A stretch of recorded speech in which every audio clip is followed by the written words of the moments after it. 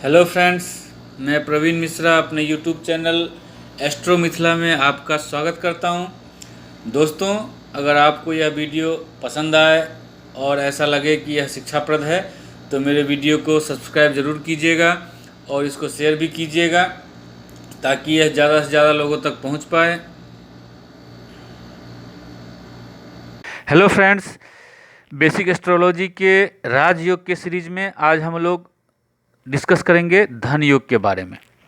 किसी भी कुंडली में धन योग का निर्माण कब होता है, किस परिस्थिति में होता है और किन परिस्थितियों में यह योग शुभ होता है, अच्छे फल देता है और किन परिस्थितियों में यह योग अच्छे फल नहीं देता है। अगर किसी कुंडली में धन योग का निर्माण होता है और वह अच्छी स्थिति में है, वह प्रबल योग बन रहा है, वह व्यक्ति धनवान तो होता ही है, साथ साथ में अपने जीवन काल में उसे कभी भी धन की कमी नहीं होती।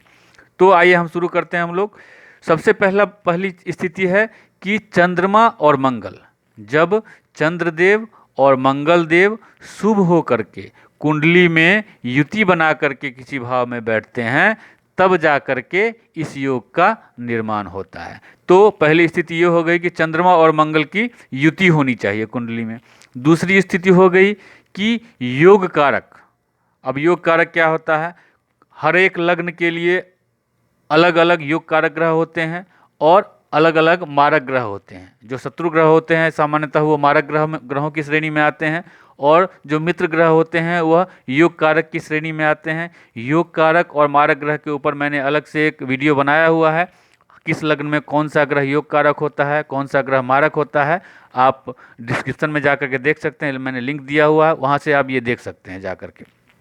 तो अगर कुंडली में ये दोनों ही ग्रह योग कारक हो, चंद्रमा और मंगल अगर दोनों ही योग कारक हो और योग कारक हो करके कुंडली में युति बना करके बैठे हो, तब इस धन योग का निर्माण होता है, शुभ धन योग का निर्माण होता है।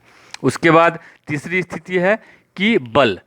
अब इनके अंदर बल होना चाहिए। बल से मेरा तात्पर्य है इनकी जो डिग्री है वह डिग्री इनकी अच्छी होनी चाहिए। यह 0 डिग्री में नहीं होना चाहिए, 1 डिग्री में नहीं होना चाहिए, या फिर 28 डिग्री में नहीं होना चाहिए, 29 डिग्री में नहीं होना चाहिए। अगर 6 से लेके 24 डिग्री के बीच होंगे दोनों ग्रह तो बहुत अच्छा बहुत प्रबल योग बनेगा। और सबसे अच्छा योग कब बनेगा? अगर ये दोनों ग्रह 10 डिग्री से 20 डिग्री के बीच में दोनों की पावर हो तो यह एक प्रबल धन योग बनेगा और इस स्थिति में उस जातक को जीवन पर्यंत कभी भी धन की कमी होने वाली नहीं है। उसके बाद है भाव। तो जैसा कि पहले भी मैंने बताया है कि अगर कोई भी राजयोग केंद्र में अगर बनता है 4, 1, 4, 7 और 10 या त्रिकोण में, ये दोनों है 5वां और 9वां भाव, इन 6 भावों में अगर कोई भी राजयोग बनता है, कोई भी युति बना करके अगर ये चंद्रमा और मंगल बैठते हैं तो यह अत्यंत शुभ माना जाता है। लेकिन वहीं 6, 8 और 12 त्रिक भाव जो हैं, ये त्रिक भाव में कोई भी राजयोग अपना पूर्ण फल नहीं देते हैं और या यूँ कहें कि इन भावों में कोई राजयोग नहीं बनता है सिवाय विपरीत राजयोग के। तो इस चीज़ को आपको ध्यान देना होगा। कंडीशंस होते हैं अलग अलग, वो कंडीशंस अगर पूरी करते हैं, नीच भंग राजयोग हो जाए, नीच भंग हो जाए ग्रहों का, वो स्थिति एक अलग होती है। लेकिन सामान्यतः ऐसा देखा गया है कि 6, 8, 12 में कोई भी राजयोग इतना अच्छा फल नहीं देता है।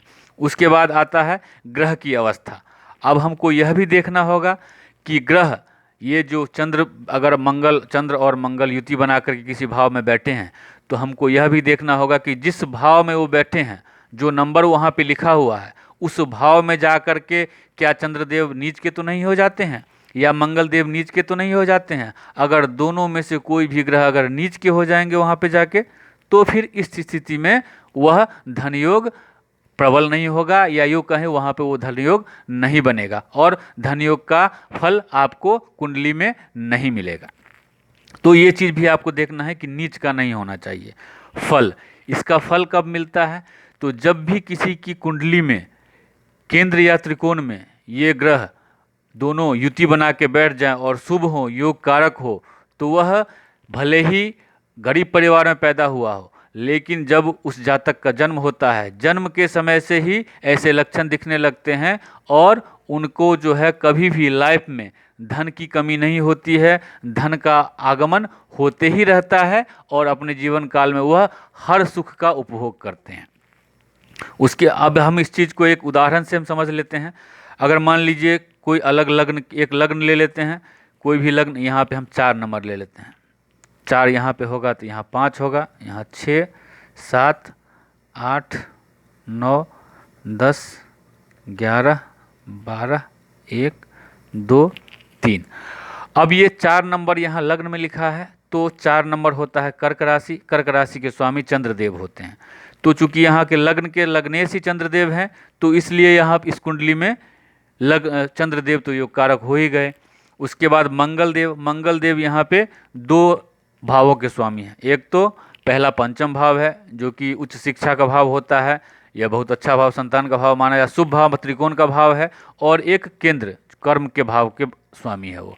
तो दोनों ही इनको अच्छे भाव मिले हैं, इसलिए इस कुंडली में मंगल देव भी योग कारक हैं। अब इनकी कुंडली, इस कुंडली में कहाँ कहाँ योग कारक, ये मतलब योग कारक होकर के अगर बैठेंगे तो कहाँ कहाँ धन योग का निर्माण करेंगे। दोस्तों, अगर ये पहले भाव में चंद्रमा और मंगल बैठ जाएं, फर्स्ट हाउस में चंद्रमा और मंगल अगर फर्स्ट हाउस में बैठ जाएं तो यहाँ पे इस योग का निर्माण नहीं होगा। क्यों नहीं होगा?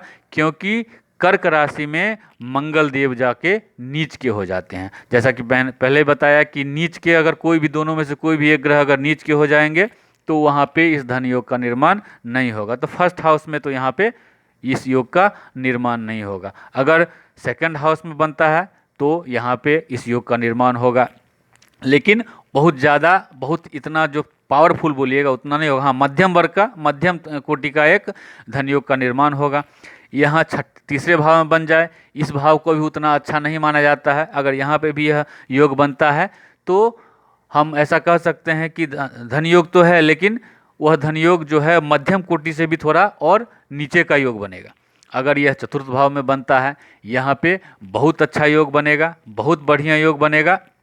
लेकिन यहाँ पे एक चीज़ और है कि ये शत्रु राशि है उनकी, मंगल और चंद्रमा देव की, शुक्र देव की राशि है। तो शत्रु राशि है तो जितना ये शुभ फल मित्र राशि में देंगे या स्वयं के राशि में देंगे उतना अच्छा तो नहीं मिलेगा, लेकिन 90% तक, क्योंकि यह केंद्र का भाव है तो 90% तक रिजल्ट इसमें अच्छा मिलेगा और इनको इस धन योग का पूरा लाभ मिलेगा। अगर यह यहाँ पे 8वें 5वें भाव बन जाए, यहाँ पे आकर के यह योग नहीं बनेगा। क्यों नहीं बनेगा? क्योंकि यह वृश्चिक राशि है और वृश्चिक राशि में जाकर के चंद्रदेव नीच के हो जाते हैं। यहाँ पे जो है मंगल देव नीच के हो गए थे, यहाँ पे आकर के चंद्रदेव नीच के हो जाते हैं। तो इस स्थिति में भी अगर कोई भी ग्रह, मैंने बताया कि नीच के अगर हो जाएंगे तो वहाँ पे इस धन योग का निर्माण नहीं होगा, तो यहाँ पे यह कैंसिल हो जाएगा। यहाँ पे नहीं बनेगा क्योंकि यह त्रिक भाव है। यहाँ पे यह योग बनेगा। यहाँ पे जो है आपको मंगल देव उच्च के हो जाते हैं तो यहाँ पे यह योग और प्रबल हो जाता है। सबसे अच्छा फल यहाँ पे देगा क्योंकि मंगल देव उच्च के हो गए और केंद्र में भी हो गए, और चंद्रदेव तो लग्न के स्वामी हैं ही, लग्न को भी देखेंगे। तो यहाँ पे उच्च कोटि का सबसे अच्छा योग कर्क लग्न में यहाँ पे जाके बनेगा। उसके बाद अगर मान लीजिए यहाँ पे बनता है तो इसमें यह योग अच्छा, इतना अच्छा नहीं माना जाएगा। यहाँ पे वह योग इतना अच्छा नहीं माना जाएगा। यहाँ पे बहुत अच्छा माना जाएगा। यहाँ पे अगर आके बन जाए तो त्रिकोण का भाव है, बहुत अच्छा भाव है। यहाँ पे अगर आके बनेगा तो बहुत अच्छे रिजल्ट देगा। यहाँ पे आके बन जाए, यह मंगल देव की स्वयं की राशि है, यहाँ पे भी बहुत अच्छे रिजल्ट देगा। यहाँ पे आकर के उतना अच्छा मध्यम कोटि का देगा, क्योंकि यहाँ तो एक तो यह न केंद्र का है न त्रिकोण का भाव है, दूसरा यह शुक्र देव की राशि है, शत्रु राशि है। तो यहाँ पे मान के चलिए 60% तक इनको रिजल्ट मिल जाएगा। यहाँ पे आकर के यह योग नहीं बनेगा। तो इस तरह से हमको यह देखना होता है कि जो चंद्र और मंगल की युति बन रही है वह दोनों ही योग कारक हैं या नहीं है, उनके अंदर डिग्री के हिसाब से बल है या नहीं है, यह योग किस भाव में बन रहा है, और कोई भी ग्रह इसमें नीच का तो नहीं है।